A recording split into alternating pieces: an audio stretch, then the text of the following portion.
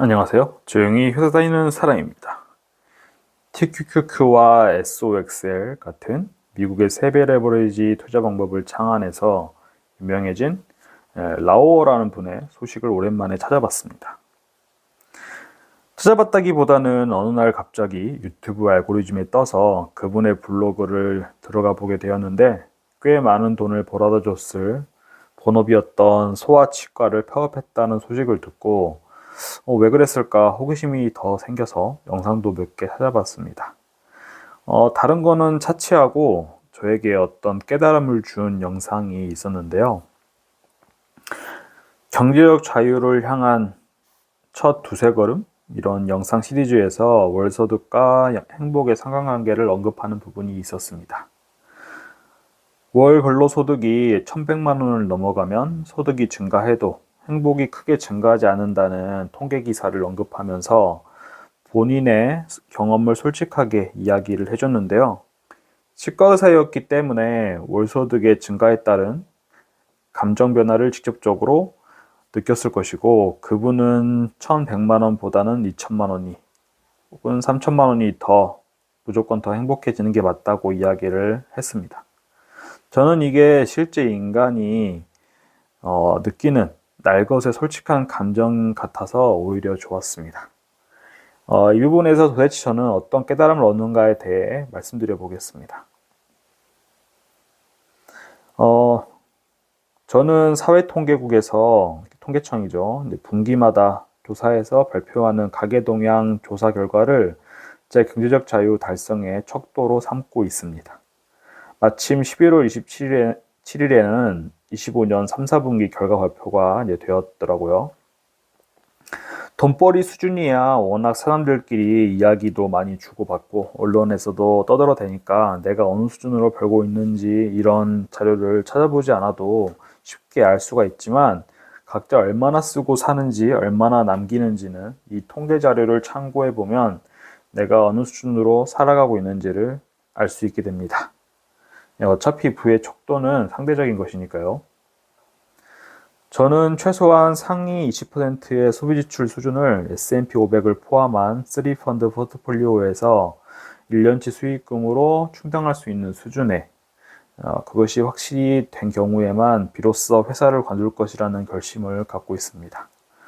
라오원님의 말처럼 월소득이 더 많으면 많을수록 지출 수준도 증가하게 될 것이고 행복도도 증가하게 될 것이라는 것을 굳이 경험해보지 않아도 알 수 있을 것 같습니다.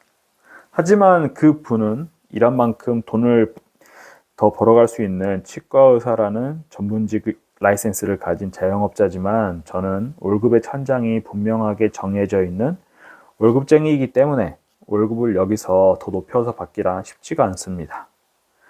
물론 이런 월급쟁이 직장인의 한계를 극복하고자 저는 굳이 집까지 팔아가면서 전 재산을 3펀드 포트폴리오에 투자하고 있습니다만 제가 늘 영상 말미에 읊어대는 쇼펜하우어의 돈은 바닷물과 같아서 마시면 마실수록 더 목마르게 된다는 점을 인지하고 적당한 목표를 세우게 되었습니다.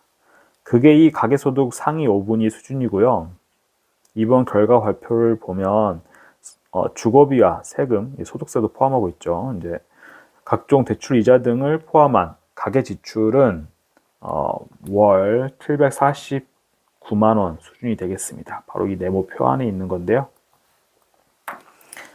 한마디로 세정 기준 월 749만 원을 지출하는 것이 우리나라 상위 20%의 소비 지출 수준이고 저는 이 원대한 목표를 3펀드 포트폴리오, 즉 VO, VXUS, BND로 구성된 포트폴리오의 1년치 수익 나누기 12, 월간이니까 그렇죠.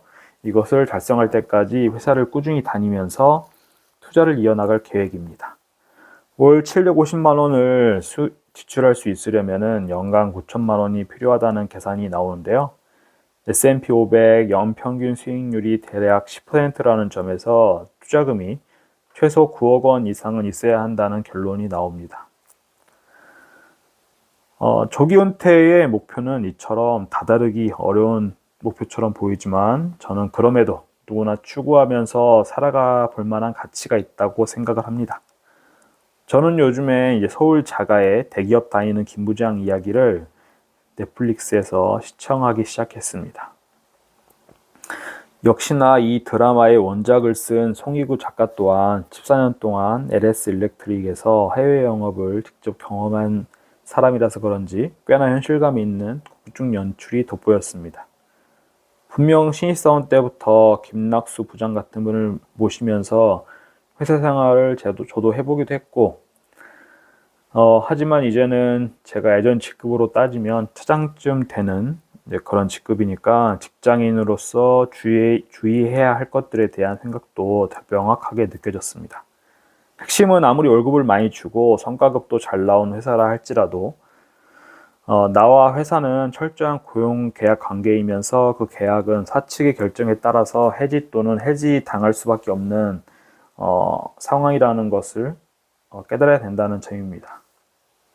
운이 좋으면은 법적 정년까지 다닐 수도 있겠지만 워낙 인생에 중대한 영향을 미치는 사안이므로 베스트 케이스를 기대하기보다는 항상 워스트 케이스를 대비하면서 직장 생활을 하는 게 맞다고 생각합니다.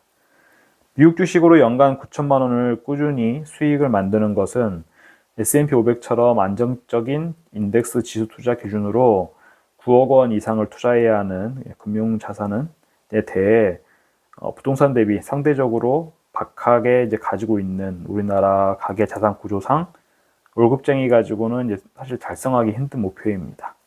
왜냐하면은 대부분이 아파트부터 마련하느라 이 수준에 다다르지 못하기 때문이죠.